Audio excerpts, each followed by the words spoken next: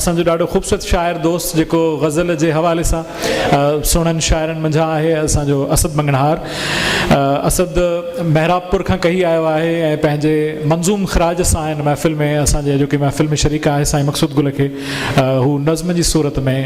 तराइल जी सूरत में पंहिंजो ख़राज पेश करणु घुरे थो। हूअं असद अहिड़ा तजुर्बा पंहिंजनि दोस्तनि जे हमअसर दोस्तनि जे हवाले सां बि कया आहिनि, उन्हनि खे मंज़ूम शाइराना उन ट्रिब्यूट्स पेश कया आहिनि। साईं मक़सूद गुल खे शाइराना ट्रिब्यूट पेश करण जे लाइ ऐं असद खे गुज़ारिश कयूंसि था अचे ऐं पंहिंजो हिसो ॻंढे हिन सेशन में।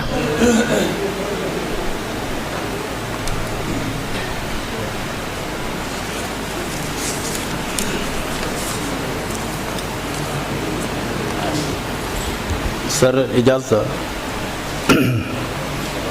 साईं मक़सूद गुल जे हवाले सां असल में मां हिन में इहो बि कयो आहे त जेके साईं जा किताब आयल आहिनि मां उन्हनि जो बि ज़िक्र कंदो वियां तराइलनि में। सभ खां पहिरियों रते में छॾे रंग खे तूं रतो, ईअं साईं मक़सूद गुल वे हलियो, मसे मोहबतुनि जो हो मेलो मतो, रते में छॾे रंग खे तूं रतो, ॾसे आगहीअ जो सभिनि खे पतो, छॾे माठ में हाय हुल छो वए, रते में छॾे रंग खे तूं रतो, ईअं साईं मक़सूद गुल छो वए। ॿियो तराइल आहे त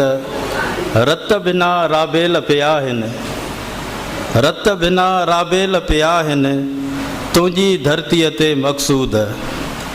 अॻु खां वधि कुझु हेल पिया आहिनि, रत बिना राबेल पिया आहिनि, जोधा ऐं जरनेल पिया आहिनि, हितड़े हक़ नाहे मौजूद, रत बिना राबेल पिया आहिनि, तुंहिंजी धरतीअ ते मक़सूद। मौत खे गुल मात ॾींदे ज़िंदगीअ ॾे मोट खाधी, मौत खे गुल मात ॾींदे ज़िंदगीअ ॾे मोट खाधी, ॾात खे ॾींहं राति ॾींदे, मौत खे गुल मात ॾींदे, ख़्याल जी काइनात ॾींदे, नई जॾहिं का चोट खाधी, मौत खे गुल मात ॾींदे ज़िंदगीअ ॾे मोट खाधी, मौत खे गुल मात ॾींदे ज़िंदगीअ ॾे मोट खाधी, ॾात खे ॾींहं राति ॾींदे,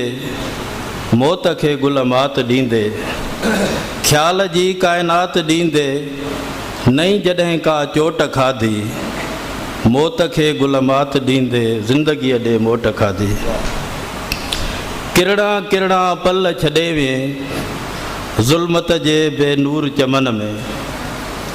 किरणा किरणा पल छॾे वे ज़ुल्मत जे बेनूर चमन में,